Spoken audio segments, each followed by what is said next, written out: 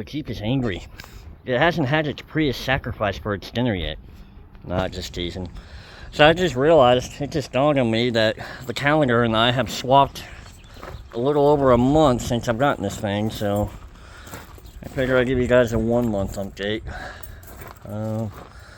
It's not the first time I've said this about a vehicle. I know I've told you guys in like little reviews and stuff like that I've had certain vehicles surprise me.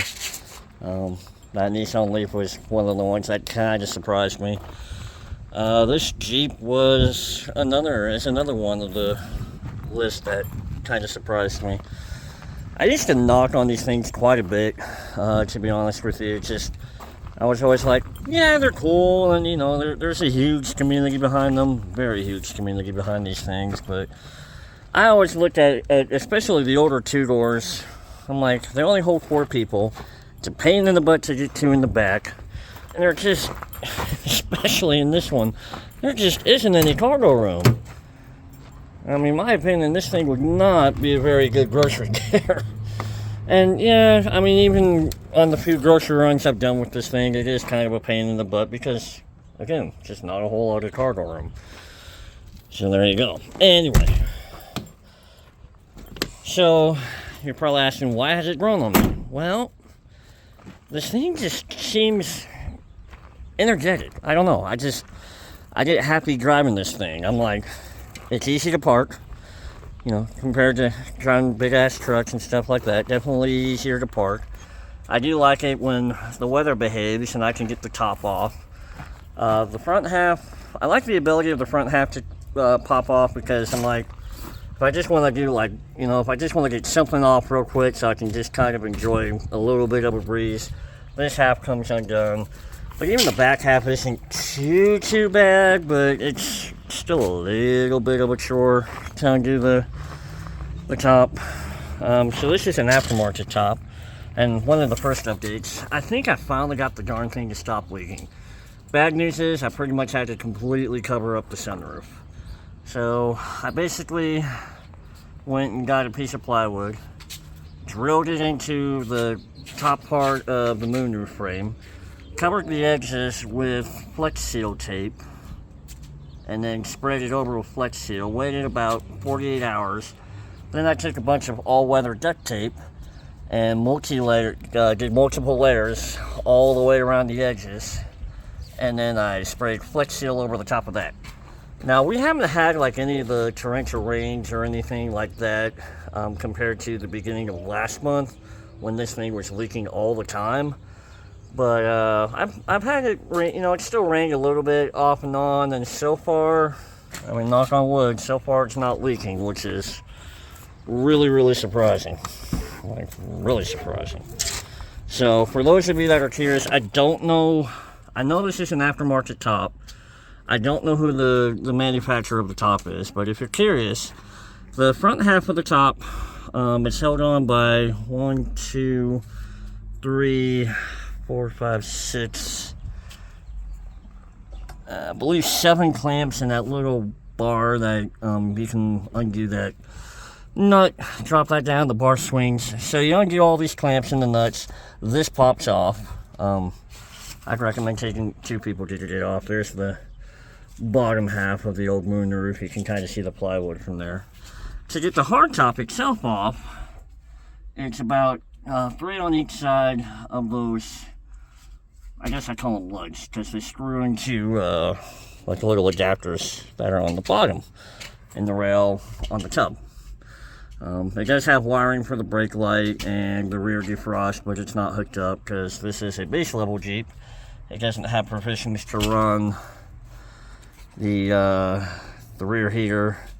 I've kind of wanted to wire up the brake light, but the brake light's blocked off by the fish. So there's that. From what I can tell, the dome light doesn't work, or it's not wired up to work. This dome light does, and the monsoon speakers, or whatever you guys call these, they seem to work okay. Radio works okay. It's, you know.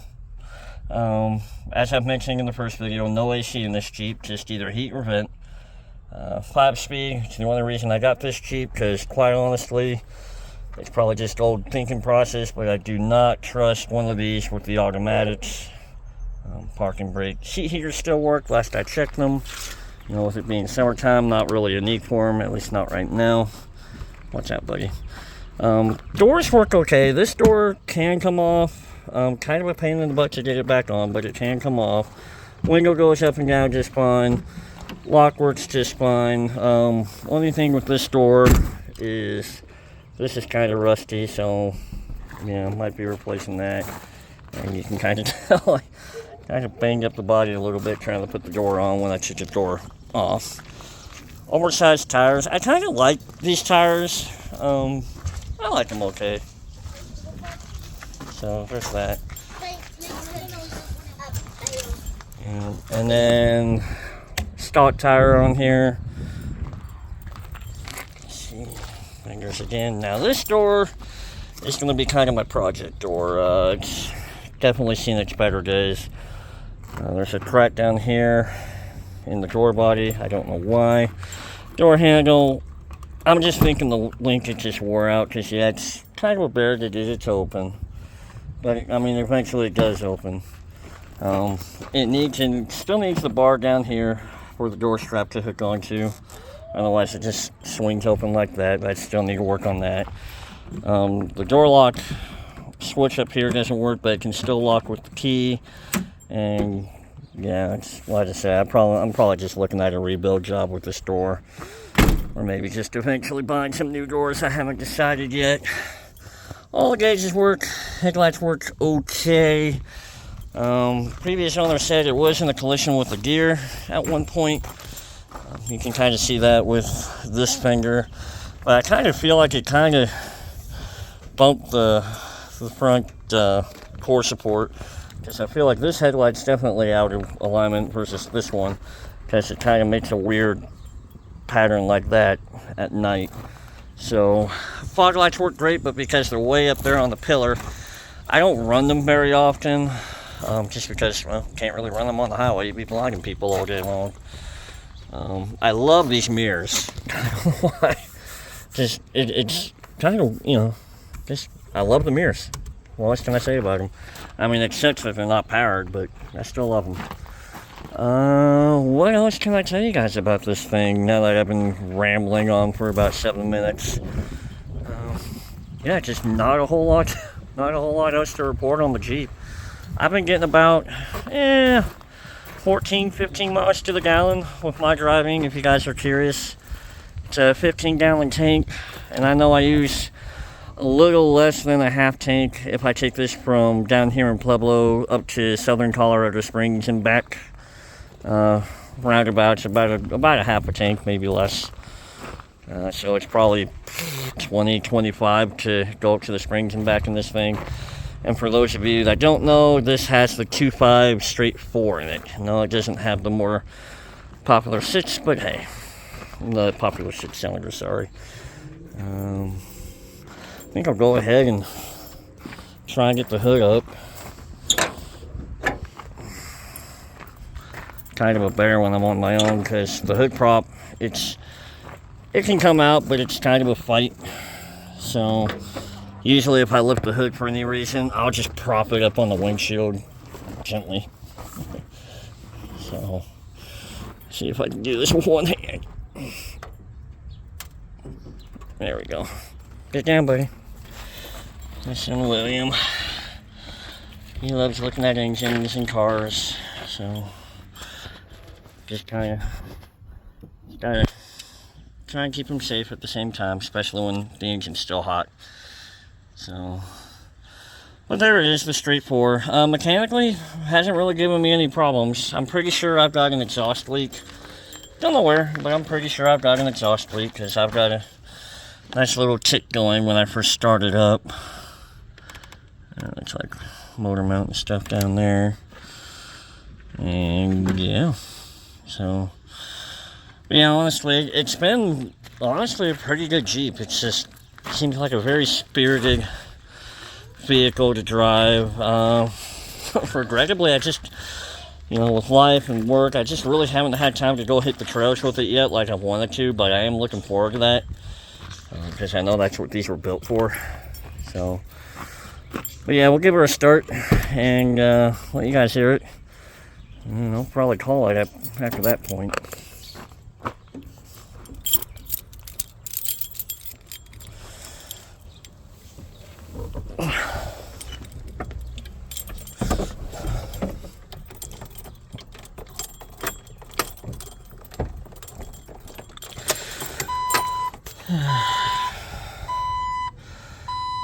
$116 on our ticker. She's in neutral, so we don't go flying. Parking brake does hold, by the way, so I'm thankful for that.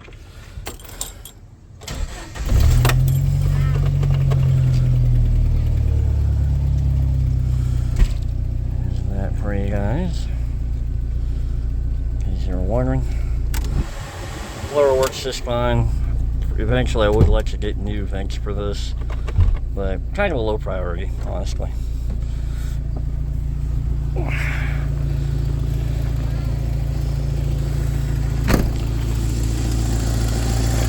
I forgot to get a view, but she still has the old metal fan. There's something about an old metal engine cooling fan. I love seeing those.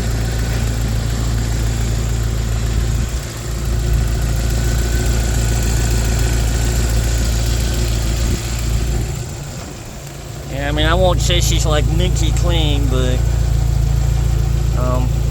it does have a rough country lift. I don't know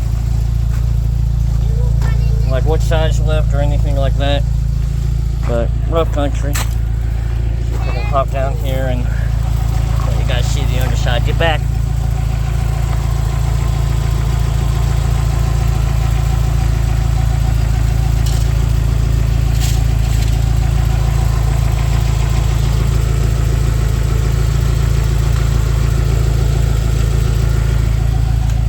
With the skid plate down there, you really can't see a whole heck of a lot, can you?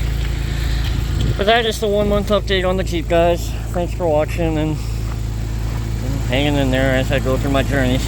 So, but yeah, like I said, so far she's treating me good. Can't really complain about this too much. I mean, of course I still have a soft spot for my trucks. I kind of miss them, but you know what?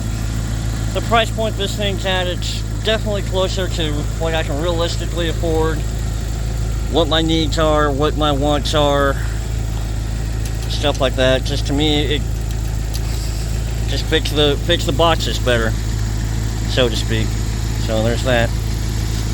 But yeah, again, I know I said it in the last video, still very new to this whole Jeep thing, you know, the Jeep Wave, the Jeep Dutch. No, I haven't gotten any Dutch yet.